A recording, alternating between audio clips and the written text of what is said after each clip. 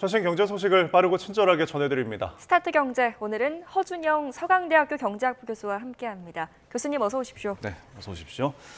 전국이 굉장히 불안해서 경제 전반에 걸쳐서 좀 불확실성이 가중되고 있는데 국내 증시 투자하신 분들 걱정이 많을 것 같습니다. 증시 이야기부터 해보면 지금 계속해서 연저점이 좀 경신이 되고 있고 앞으로도 더 내려갈 가능성이 있는 건가요?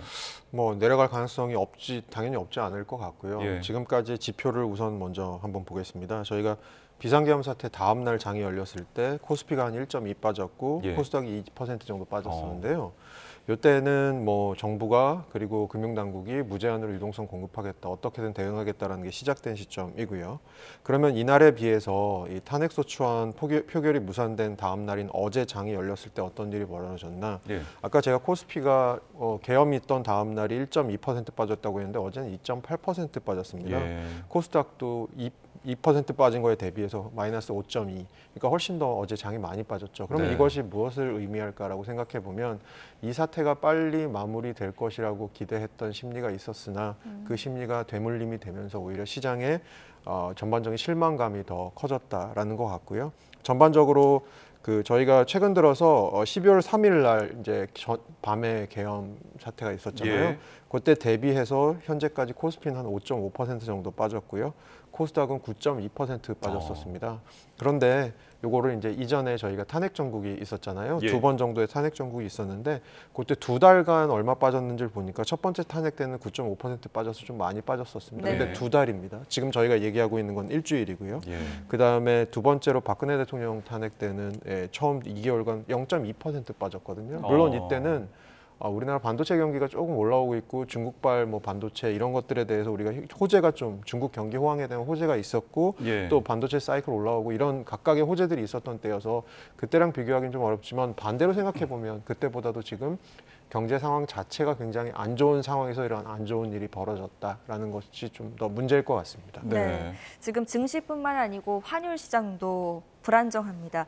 환율이 지금 최고치를 찍었는데 어제 오후 3시 반 기준으로 1,437원에 거래를 마쳤습니다. 이 탄핵 정국이 좀 길어진다면 1,450원까지는 이 상단이 열려 있다 이런 분석이 나오던데 좀 어떻게 보세요? 네, 방금 전에 말씀드린 것처럼 우리나라 경제 펀더멘탈이 예전에 비해서 좋지 않은 상황이었고 이 일이 있기 전에도 이미 우리나라 경기가 좀 둔화되고 있다, 경제 성장률 하향되고 있다, 중국 경기가 안 좋으니까 우리가 중국에 수출 많이 하는데 안 좋다. 거기다가 트럼프 2기 내각이 들어올 것으로 확실시되는 상황에서 앞으로 어떤 일들이 벌어질지 모른다라는 얘기들이 계속해서 나오고 있었는데요. 예. 이것 때문에도 환율이 사실은 최근 들어서는 1,400원대에서 고착화돼 있던 상황이었거든요. 네. 예를 들어서 12월 3일 날 환율 보면 1,400원대에 그대로 있었었는데 예. 이것이 안 좋은 일이 한 번 더 터지고 정치적인 불안정성이 있다 보니까 환율로 반응이 되게 되는 것 같습니다. 그래서 환율이 지금 말씀해 주신 대로 1,430원대 이상으로 지금 올라와 있는 상황인데 그러면 이것이 어디까지 올라갈 것이냐라는 얘기들이 최근에 많습니다. 네. 어떤 분들은 1,500원대의 가능성도 열어둬야 된다라고 얘기는 하는데 사실 그렇게 되면 우리나라 경제에 엄청난 부담이 지금도 이미 부담인데요. 예. 그래서 우선은 금융당국이나 정부의 대응 의지는 라인은 제가 보기에는 1,450원 정도 라인을 잡고 있는 것 같습니다. 그래서 사실 대응할 수 있는 수단이 아직까지는 우리가 대외 신인도가 아직은 나쁘지 않은 상황에서 네. 예를 들어서 외환 보유고 같은 것도 있고 여러 가지 대응 수단이 있기 때문에 대응을 하는 과정에서 한 1,350원 정도에서 막을 것 같다라는 생각은 1차 저지선은 그걸 것 같은데 문제는 네. 그 와중에서 우리가 갖고 있는 많은 자원들, 외환 보유고라든가 여러 가지 자원들을 쏟아 부을 수밖에 없는 상황이라서 이 일이 있은 이후에 또 우리가 어떤 국면을 맞이하게 될지에 대해서도 좀 걱정이 되는 부분이 있습니다. 네, 그럼 교수님 의견으로는 1,450원 선까지는 우리나라가 그래도 좀 어느 정도 대응이 가능한 수준이다라는 말씀이신가요? 네, 1,450원대에서 대응 의지를 저는 보일 거라는 수준의 얘기고요. 네. 그리고 만약에 환율이 1,450원을 넘어서 1,500원대로 급박하게 가는 상황은 사실 이것은 대응보다도 더 안 좋은 일들이 계속해서 벌어지는 상황. 결국은 시장은 배드 뉴스보다 나쁜 뉴스보다 사실 더 싫어하는 건 불확실성인데 지금 정치적인 불확실성이 굉장히 길어지고 있는 상황이잖아요. 예. 이런 측면에서 자꾸 이제 외국인 투자자들 관점에서는 그리고 국내 투자자들의 관점에서는 사실 어제 코스피 같은 경우도 오히려 외인들은 많이 샀는데 국내 개인 투자자들이 많이 투매를 했잖아요. 이런 걸 예. 보면 사실은 이제는 외국인 투자자의 문제다, 국내 투자자의 문제다라고 얘기하기도 이미 조금 시간이 너무 많이 지나버린 상황이 아닌가. 라는 생각이 들어서 네. 오히려 1,450원대, 오히려 저는 제 해석은 1,450원이 넘은 상태로 고착화가 또 가게 되면 예. 그거야말로 조금 손쓸 수 없는 상황까지 되는 것이 아니냐, 뭐 이런 느낌이 좀 들고 네. 있습니다. 사실 우리나라는 뭐 수출 수입에 대해서 대외 의존도가 좀 높으니까 지금 이렇게 달러 가치가 오르면 수입 물가도 좀 비싸져서 우리 국내 물가에도 좀 영향이 있지 않을까 싶은데 이 부분은 어떤가요? 최근에 들어서 악재가 사실 하나만 오는 게 아니고 좀 여러 가지가 같이 오는 것 같습니다. 최근에 그 유엔 식량농업기구라는 기구에서 예. 매달 뭘 하고 있냐면 세계 식량 지수라는 것을 시산을 해서 이제 보고를 합니다. 네. 이게 뭐냐면 식량 가격들의 전체적인 평균적인 지수 같은 걸 우리가 소비자 물가 지수처럼 이렇게 만들어서 하는데 이게 지난해 4월 이후에 19개월 만에 최고치를 기록했다고 합니다. 그러니까 식량 가격 중에 특히 저희 많이 쓰는 그 식품용 기름 있잖아요. 네. 팜유나 카놀라유 이런 것들의 가격이 많이 올랐다고 합니다.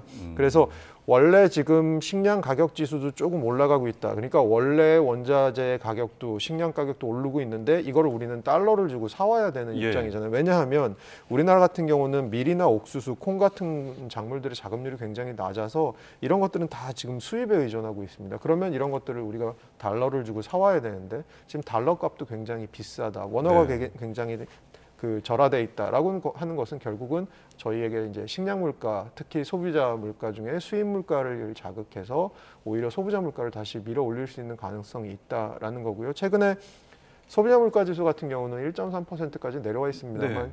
그 최근 들어서 정책기관 내에서도 그런 얘기들을 좀 하시는 것 같아요. 우리가 과연 1년 전 같은 월에 비해서 소비자 물가가 얼마나 올랐는지를 보는 것이 과연 옳은 지표인지 이것이 사실은 주는 정보가 있을 수도 있습니다. 예를 들어서 1년 전에 비해서 지금 소비자 물가가 1.3% 올랐다 하면 저희가 가늠은 할 수 있죠. 어느 정도. 그리고 중앙은행에 계신 분들도 그 물가 지수가 대충 한 2% 정도 오르도록 경제 정책을 통화 정책을 하겠다라는 건데요. 네. 그런 측면에서 의미는 있지만 저희가 사실 생각하는 물가라는 건 2년 전에 비해서 3년 전에 비해서 내가 마트에 갔을 때 살 수 있는 물건들이 이렇게 적어졌나? 예. 2년 전에 비해서 내가 나가서 사 먹을 때 이렇게 가격이 점심값이 비싸졌나? 이런 거기 때문에 사실은 소비자 물가 지수가 내려왔다고 하더라도 그동안 눈덩이처럼 쌓인 물가가 꽤 많고요. 거기다가 지금 원화 약세에다가 식량 가격 올라가는 거 이런 것들이 전반적으로 밥상 물가를 또 밀어올릴 가능성이 있기 때문에 이런 부분들에 대해서는 사실 굉장히 걱정되는 부분이 있죠. 예. 네, 뭐 증시, 환율, 물가 어느 것 하나 걱정되지 않는 게 없습니다.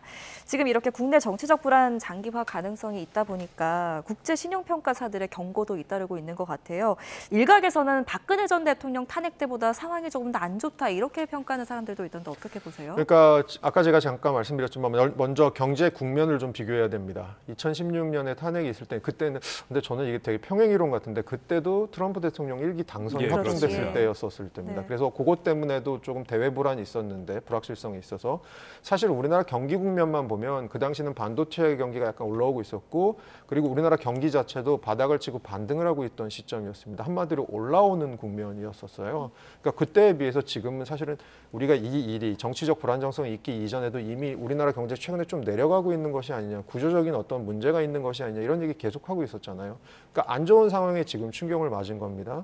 실제로 우리나라 무디스 기준으로 신용등급 보니까 2000년 이후에는 계속 안정적이었어요. 한 번만 제외하고 2003년에 2월 달에 북한이 NPT 탈퇴하면서 그때 한번 지정학적 위험이 올라가서 한번 부정적으로 강등되었다가 다시 올라왔습니다. 그러면 신용등급이라는 거 어떻게 매기느냐라고 생각을 하시면 기본적으로 뭐 그런 겁니다. 외환보유가 얼마 있냐. 네. 그다음에 단기 외채가 많냐 적냐. 왜냐하면 단기 외채가 많다는 건 우리가 단기적으로 외국에 갚아야 될 돈이 많다라는 거니까 단기 외채가 어느 정도 있냐. 그리고 기업들의 경쟁력이 어느 정도냐.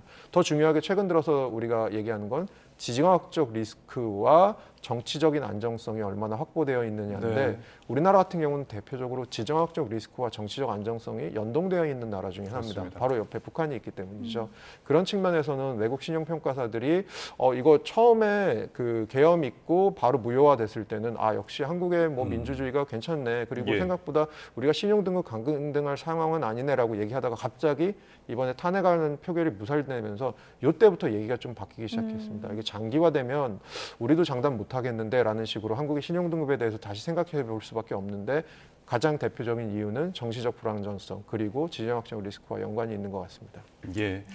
사실 이렇게 어려운 상황에서 금융당국도 뭐 갖가지 타개해야 될 좀 고민을 하고 있고 굉장히 간담회도 지속적으로 갖고 있는데 결국은 뭐 어떤 정책을 집행하기 위해서는 입법 과정이 있어야 되는 거 국회에서 이제 입법 지원을 해줘야 되는데 뭐 예산안도 넘어오지 못하고 있고 반도체법을 비롯해서 경제 관련 법안들도 좀 어려운 상황인데 이런 부분들은 또 어떻게 타개해야 될까요?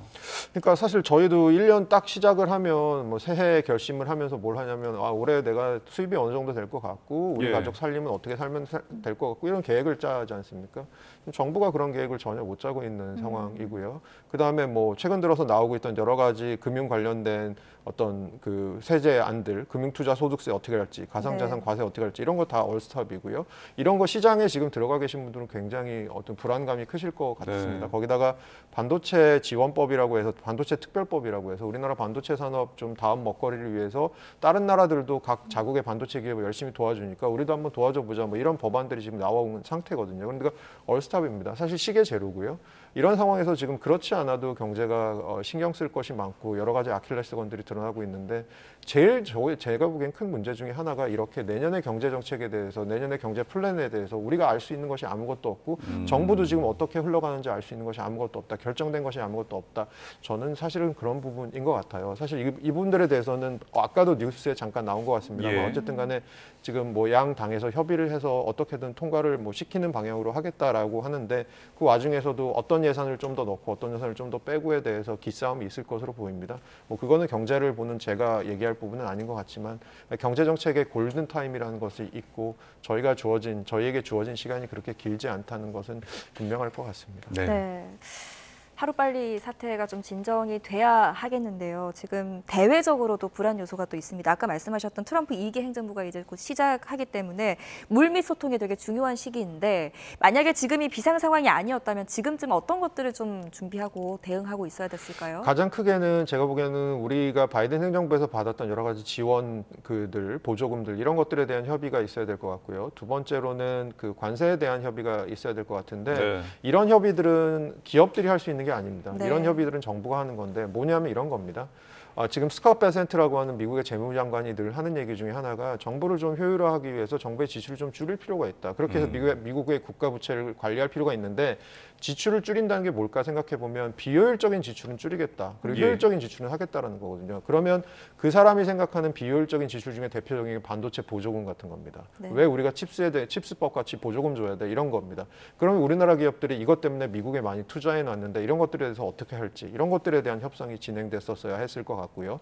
또 하나는 저희에게는 좀 좋은 소식일 수 있는데 스캇 예. 베센트 얘기 다시 한번 하면 트럼프 대통령 당선인이랑 그 하워드 러트닉이라고 하는 상무부 장관 후보자의 공통점은 관세를 사랑하고 관세를 조금 무리하게 부과하려고 자꾸 한다는 겁니다. 근데 스캇 베센트가 하는 얘기가 뭐냐면 관세는 협상 카드로 쓰는 거지 이게 무리하게 부과하는 것은 아니다. 뭐 이렇게 얘기를 계속 하거든요. 그러면 협상 카드로 쓸 겁니다. 예를 들어서 가장 대표적인 예가 11월 25일 날 미국이 그 관세 협정을 맺고 있는 캐나다랑 멕시코에 대해서 25% 관세 내가 취임하는 첫날부터 매기겠다라고 하니까 바로 예. 뭐였냐면 3일 만에 G스탱 트리도 캐나다 총리가 플로리다 별장 트럼프 대통령 별장으로 날라와서 협상하고요. 그리고 멕시코 대통령은 전화로 달래려고 트럼프 대통령이 네. 엄청 노력했다고 합니다. 네. 이런 것들이 아마 필요할 건데 지금 이런 것들에 대해서 우리가 전혀 신경을 못 쓰고 있는 상황. 이것도 또 굉장히 문제가 될 수 있을 것 같습니다. 사실상 지금 외교를 할 수 없는 상황이라서 이런 부분도 좀 걱정이 되는데 일단 이번 정부의 핵심 과제는 대왕고래 프로젝트 아니겠습니다. 시추선이 부산에 지금 입학을 했는데 원래 예정대로라면 일주일 후에 수추에 나설 예정인데 이게 가능할까요?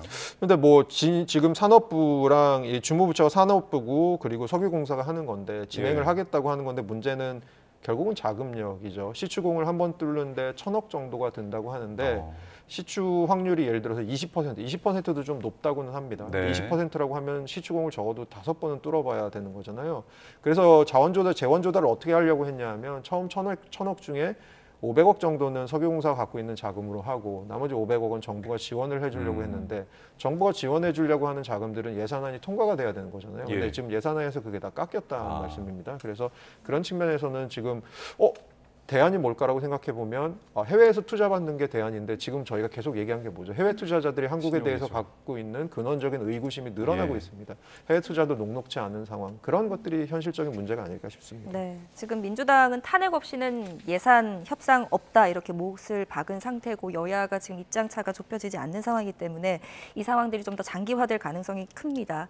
2차 시추부터는 해외 투자 유치로 지금 하겠다는 보관이었는데 이것조차도 지금 불확실성이 커진 상황인 거죠. 네, 그렇죠. 해외 투자자들은 사실은 두 가지 의문이죠. 하나는 한국이라는 거. 최근 들어서 한국에 들어가는 게 좋을까라는 생각을 할 것 같고요. 두 번째로는 현 정부의 역점 사업인데 현 정부가 얼마나 지속될 것인지에 대한 그런 의문이 있을 것 같습니다. 그런 측면에서 네. 쉽지 않고요. 석유공사가 그러면 회사채를 발행하는 방법이 있는데 석유공사도 지금 자본전식 상태이기 때문에 네. 회사채 발행이 쉽지 않습니다. 한마디로 이 굉장히 먹구름이 끈 그런 상황입니다. 네, 일단 지켜볼 수밖에 없는 현실인 것 같습니다. 자, 끝으로 뉴욕 증시 보겠습니다. 시장 흐름이 조금 내려간 것 같네요. 예, 3대 지수가 지금 조정 국면에 들어가서 다 하락을 했고요. 특히 엔비디아가 지금 중국 정부의 반독점법 위반에 대한 조사가 들어갔거든요. 엔비디아에. 그래서 어제 2.5% 빠지면서 전반적으로 뭐 기술주가 좀 약세였던 것 같다. 그리고 이번에 좀 지켜봐야 될 것은 중국이 좀 중요한 것 같고요. 예. 중국이 네. 이번 주에 연례 중앙경제공작회의라는 걸 열어서 통화 완화나 내수 부양 정책들을 얼마나 낼지에 대해서 지금 되게 관심이 크고 시장에 예. 기대가 좀 있어서 중국 기업들은 조금 또 주가가 오르더라고요. 그리고 예. CPI 발표 있는데 CPI는 전달이랑 비슷하게 나올 것 같고 그리고 시장에서는 12월 지금 금리나 FOMC 금리나 확률을 일주일 전에 한 60%에서 지금 한 86%까지 올려놓은 상태. 최근 들어서 미국의 실업률 좀 올라가고 경제가 연착륙은 하고 있지만 전반적으로 조금 냉각하는 과정이다라고 보는 것 같습니다. 네. 알겠습니다.